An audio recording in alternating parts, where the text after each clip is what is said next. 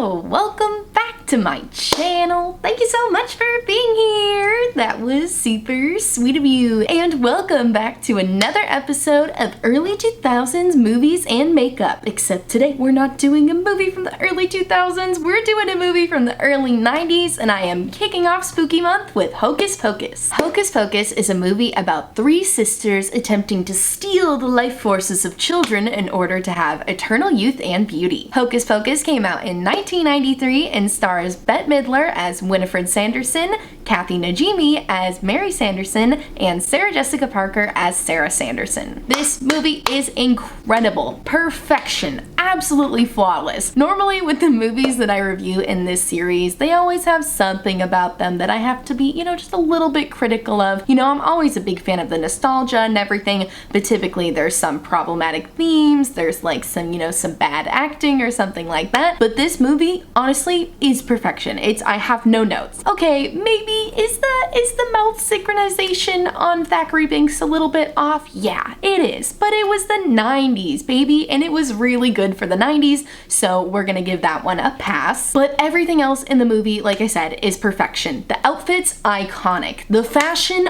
iconic. Bette Midler herself, she's an absolute icon to the 100th degree. And the lesson in this movie, yes, the lesson. I typically talk about a lesson that each movie teaches. I would say that it is to love Halloween, to be nice to cats, and to believe children when they tell you that witches are after their youth and want to suck the life forces out of them. Yeah, that's the lesson. Okay, that's the lesson we're going with. But enough rambling. Why don't you grab your broomsticks and light the black flame candle, because we're getting into Hocus Pocus right now. A Virgo lit the candle. Do you guys get it? It's my Virgo candle, and I am a Virgo. Real quick, I want to give the same disclaimer that I give before all of the movies that I do in this series. I'm not going to be doing my makeup exactly like Winifred Sanderson in Hocus Pocus. I always like to do my makeup how I would have liked to do the makeup for the character in that movie. Now, of course, you can see I got my little Winifred Sanderson hair going on, and I'm for sure going to be doing some iconic parts of the makeup look. And if you're curious about any of the products that I use today, as always, I will link them all in the description box. Oh, and I just want to give you a fun fact real quick, and then I promise I will start talking about the movie. But did you guys know that Hocus Pocus was directed by Kenny Ortega, who is the same guy that directed and choreographed High School Musical? Obviously, Hocus Pocus came first, but I just thought that was really cool. Talk about range, am I right? But okay, so Hocus Pocus opens up in Salem in the year 1693. A boy who we'll soon find out is named Thackeray Binks is looking for his sister Emily when he sees the witches conjuring in the woods. He immediately runs towards the woods where the witches are, and he can see that his sister Emily is in the house of the Sanderson sisters. And important to note that the Sanderson sisters look very old at this point in the movie. He then overhears them saying that their plan is to feed this potion to Emily so that they can steal her life force. Now, Thackeray Binks tries to break into the Sanderson sisters' house to stop them, but unfortunately he's too late.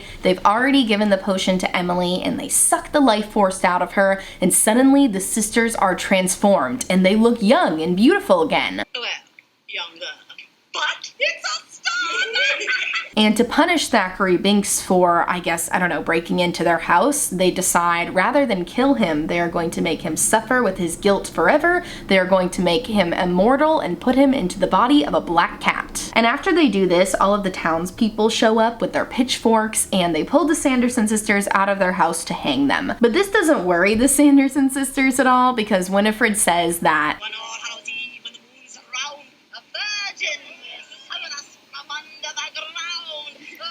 So the sisters are hanged, and now we flash forward to 300 years later in Salem in 1993 on Halloween, and we are transformed into a classroom where a teacher is telling the tale of the Sanderson sisters, and in that classroom is a boy named Max, and he's not really buying this whole story. He thinks that it's just a made-up story, not a true story about Salem witches, and he tells his whole class that Halloween is just a made-up holiday by candy companies to sell more candy. But a girl in the back of the class named Allison Allison says, no, that's not true. The Sanderson sisters story is totally true, and All Hallows Eve is the one night where spirits can return to the mortal world. And then everyone in the class turns around and like claps. It is a little funny. Everyone's like, yeah, screw you, Max. Halloween is real. Max is from California, by the way. I don't remember if I mentioned that yet. He's from California and he just moved to Salem, so you know, he's not really buying all this witchy stuff. And this scene is just to, you know, of course, establish the story of the Sanderson sisters, but also to establish that Max is very much a skeptic and Allison is very much a believer. Oh, it's also to establish that Max has a big crush on Allison. He tries to give her his number, but she actually gives the number back because she does not want it. Ugh, like she's gonna date someone who doesn't believe in the Sanderson sisters, jeez. But anyway, so Max is on his way home from school, and on the way home he gets his sneakers stolen by some bullies. He's having a really hard time adjusting to life in Salem. He misses California. He doesn't want to have moved here, but his family moved him here. And then we meet his sister Danny, who feels the total opposite. She loves Halloween. She's so cute. She's all dressed up in her little witch costume. She's super excited for Max to take her trick-or-treating, but he says that he's not gonna take her trick-or-treating this year, as if he has a choice. He says he's not taking her because he hates Halloween and he hates this stupid stinking town, Salem, and he doesn't want to go. But of course his mom's like, you have to take your sister Danny. She is literally a little girl, so you have to take her trick-or-treating. And as Danny points out, tonight is a full moon and there's gonna be a bunch of weirdos out,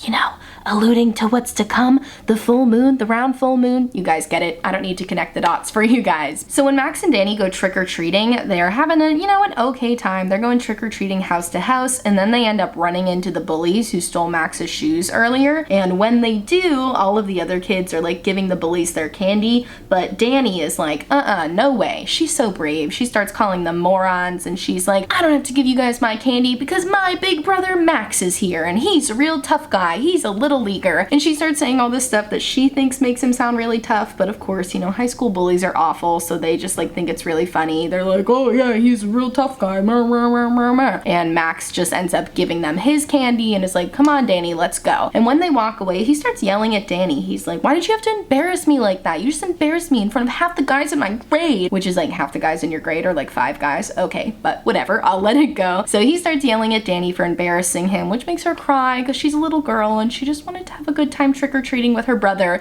So he apologizes and is like, I'm sorry, let's go have a good Halloween together. Let's keep trick-or-treating. So they do. And the next house they go to, it's a fancy house. You know, they go, ooh, a rich person's house. Like, I bet they have good candy. And they find out that it's actually Allison's house. Yeah, the girl who believes in witches and also just so happens to be Max's crush from school. All right, I'm zooming you in already. We're moving right along with this makeup here today. So when they're inside Allison's house, Allison and Danny start talking about witches and the Sanderson sisters, and Allison reveals to Danny that she knows so much about the Sanderson sisters because her mom used to run the Sanderson sisters museum out of the Sanderson sisters house. And when Max hears this, he's like, oh, great opportunity to show her that I'm cool. And he goes, oh, why don't we go? Like, why don't you take me? Why don't you make a believer out of me? So even though she's a little apprehensive about it because she says the museum was shut down because spooky stuff was happening there, she says okay, and so they go to the Sanderson sisters' house. And when they get there, oh yeah, it's pretty spooky. And as they're looking around the Sanderson sisters' house, Max finds the black flame candle, and it has a little note on it that says, legend says that on a full moon it will raise the spirits of the dead when lit by a virgin on Halloween night.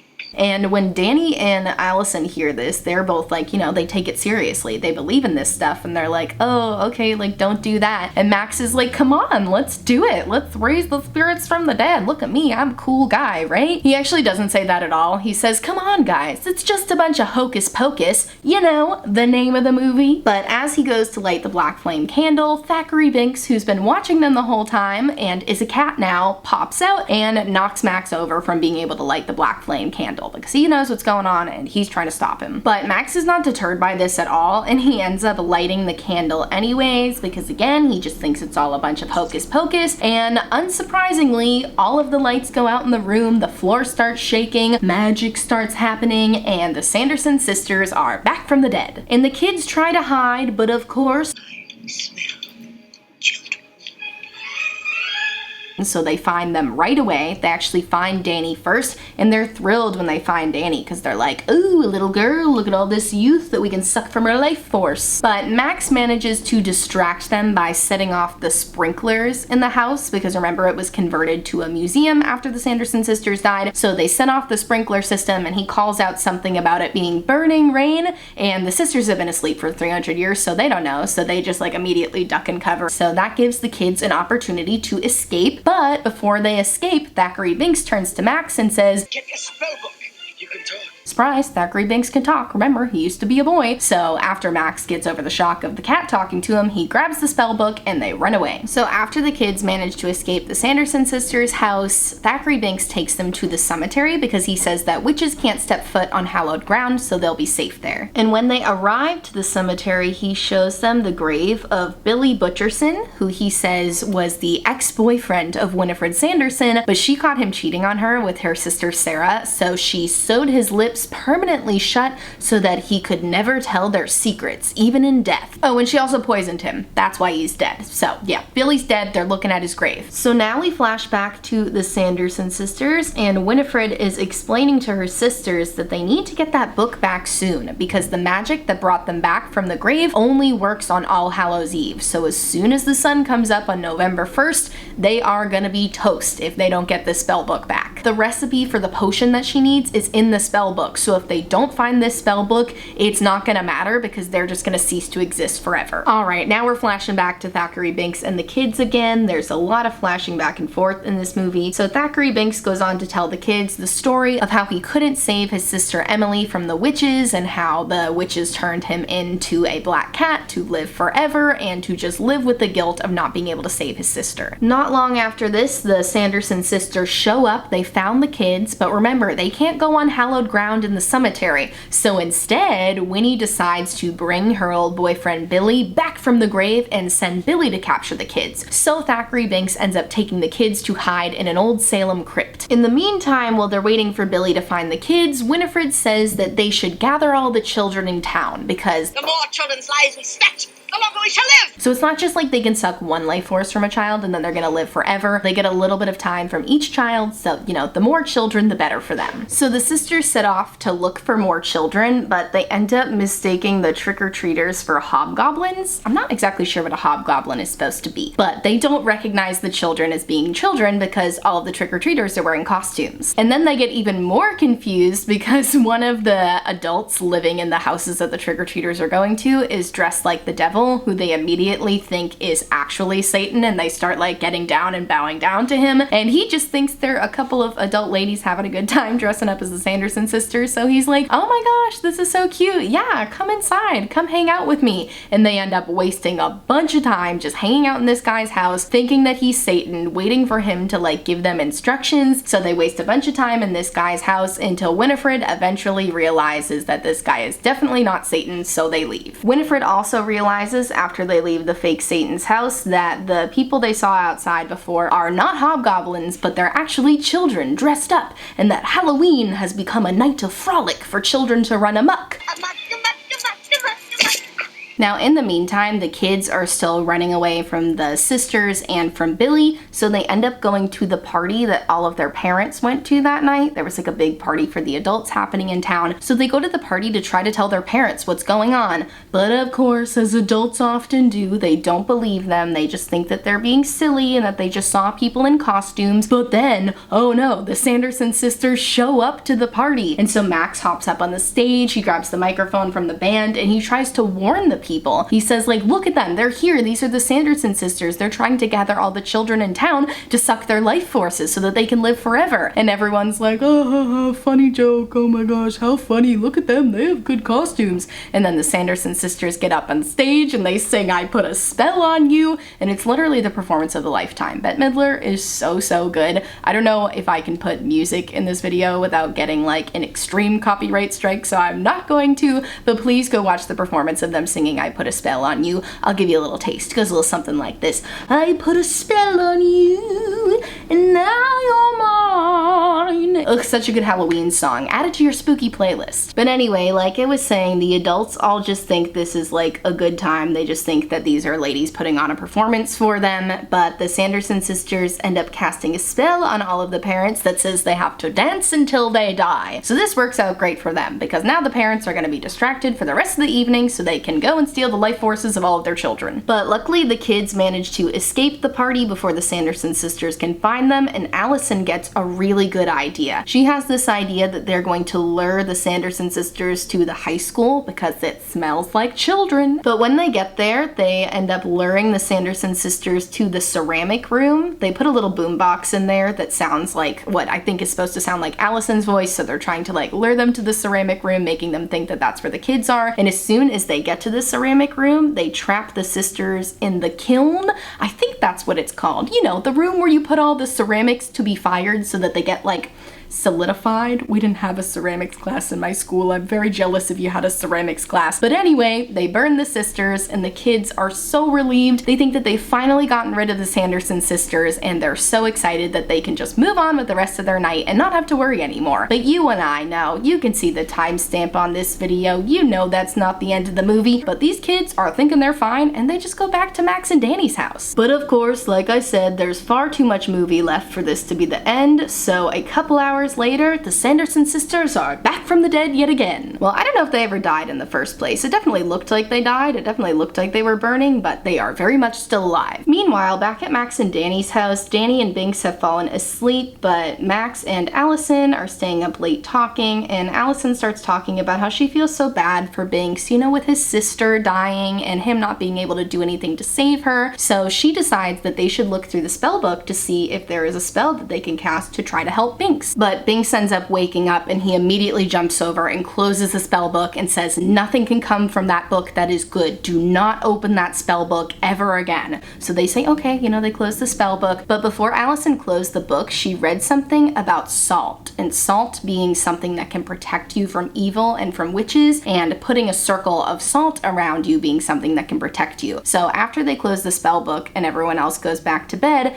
Allison decides to head downstairs to Max's kitchen with Max to grab some salt, because even though they still think that the Sanderson sisters are dead, Allison gets a vibe. You know, she gets a vibe that something's not right. She's feeling a little uneasy, and when her and Max are down there, you know, there's a little romantic moment between the two of them. They almost kiss, but then they hear a big crashing sound, so they run back upstairs, and oh my gosh, the Sanderson sisters are back. They didn't kill them at all. They're back, and they've taken Danny. And as the sisters are flying off with Danny and Binks, Sarah starts singing "Come Little Children," or "Come All the Children." I don't know the name of the song. It's this really, really eerie song where she's like, "Come little children," and it casts a spell on all of the kids in town, or it at least puts some sort of a trance over them, and all of the kids start walking out of their houses into the Sanderson sisters' house. Now, as this is happening, obviously Max and Allison are panicking about what to do and how they're going to save Danny and Binks, when Allison suddenly remembers something about the story of the Sanderson sisters, which is that All Hallows Eve, Halloween, is the only night that they can come back from the spirit world, so they really only have until dawn to suck the life forces out of these children. So if they could just hold them off until dawn, then they can save Danny and Binks. So with this knowledge, they run off to the Sanderson sisters' house, and now we cut to the Sanderson sisters' house where they are mixing this potion,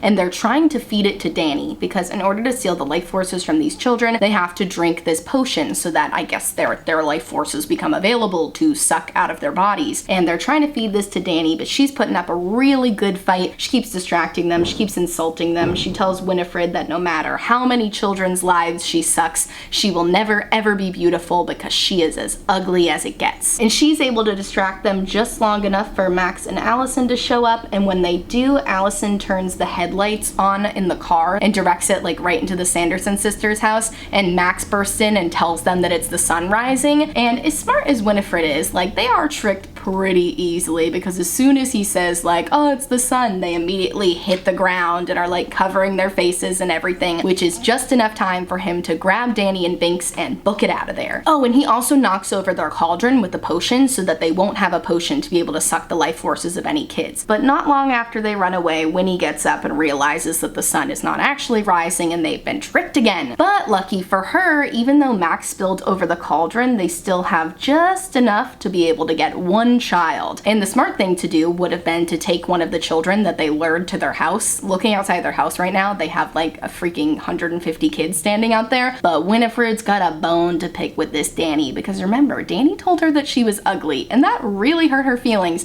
So she wants to use what little remaining potion they have on Danny. So they're chasing after the kids in the car, but luckily the kids manage to make it to the cemetery. Remember, the witches can't go on hallowed ground, so they can't go into the cemetery, but they run into Billy there, and Winifred says, good, Billy, grab the kids right now. Billy's like right next to Max. He can very easily grab Max and bring him to them, but Billy suddenly takes Max's knife that he had with him and he cuts open the stitches over his mouth, and he immediately just starts insulting Winifred and telling her what an awful, wretched woman she is. He calls her a wench, he calls her a trollop, and he instead decides to help the kids escape. So now Billy's helping the kids, and his plan to save Danny, because Danny is the one that Winifred is really targeting here. She doesn't care too much about Allison and Max or anything. So Billy puts Danny in the grave that he recently rose from, and Allison starts pouring salt all around the grave to protect Danny from the witches. And that plan is working out to start. You know, the Sanderson sisters show up and they're trying to get Danny, but they can't because of the salt. But then Winifred ends up sweeping down and knocking Billy's head off of his body, and Danny, being the sweet little girl that she is, immediately hops out of the grave to go help Billy put his head back on,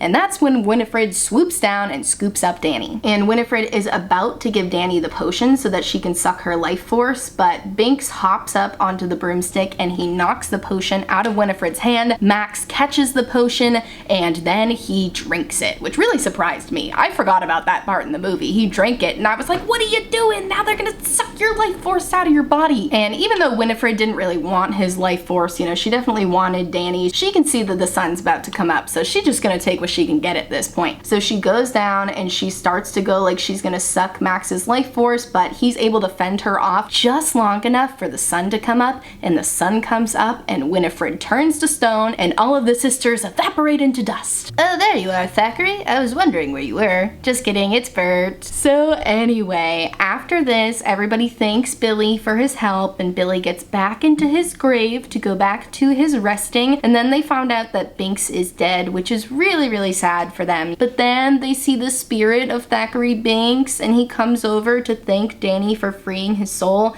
and he lets her know not to be sad for him because this is a good thing, because he didn't want to live forever. He's already been alive for over 300 years, and he's finally able to reunite with his sister Emily. We see their two spirits walking away together. It's really, really sweet, and everybody lives happily ever after. Well, I don't know that. It's only the end of the movie. They might not live happily ever after, but it is a really happy ending to the movie. I can't believe what a wild blush I added at the very end of this, but I'm giving you Winifred blush, and this is like how she has her blush, okay? I'm doing this on purpose, okay, you guys? Oh my gosh, and I finished talking about the movie before finishing my makeup, so let me go ahead and add a lip real quick, and I'll come right back to show you the finished look. Alright, you guys, and with that, we have finished my Sanderson sisters makeup look. Get into this makeup look. I brought the tendrils back out. See, I told you I was gonna keep some signature features of the Winifred Sanderson look, and I got my little heart-shaped lips, and if you can tell, I tried to do all three sisters colors in my eye look, and then kind of like cut the crease-ish with black eyeliner underneath. So I've got the green, which is of course Winifred, I've got the purple, which is Sarah, and I've got the red, which is Mary. I even used a foundation that was a little too light for me today because I felt like the sisters were all incredibly pale, like paler than their normal skin tone, so I gave you a nice pale witchy look here today, and I personally love it almost as much as I love this movie. I forgot how much I loved Hocus Pocus, and it's so funny. It's such a genuinely funny movie, not funny because it's bad. Even though I found out this movie only has like a 38% on Rotten Tomatoes. Rotten Tomatoes, more like rotten reviewers who didn't get how brilliant the movie is, because I genuinely think this is a very good movie, and I definitely recommend that you go watch this yourself. myself. I bought the movie on YouTube Movies. I didn't realize you could buy movies on YouTube. I bought it on YouTube. I know it's on Disney Plus, Amazon Prime, lots of places to watch it, so I'll definitely put a link in the description box for you, and I recommend you go watch it yourself. And I thank you so much for watching. If you like this video, please give it a big thumbs up. Subscribe to my channel. I post new videos every Monday, Wednesday, and Friday, and they're always a good sweet time like this one. Every Friday, Friday's been my day I've been doing lately, I post an early 2000s movie and makeup transformation. I know today was 90s. I might do some more 90s. You know what? It's just gotta be nostalgic. It's just gotta be from a long time ago to bring us some joy and nostalgia. So definitely let me know what other spooky movies you want me to review and transform into this month. I love hearing your recommendations. Definitely put them in the comments down below for me. Check out my description box for all of the products I used on my face today. Also in my description box, I will have a bunch of Black Lives Matter resources to support the Asian American community, and resources to support the LGBTQ+ community. So please check those out if you haven't yet. And I thank you so much for watching, and I will cast a spell on you later. Bye!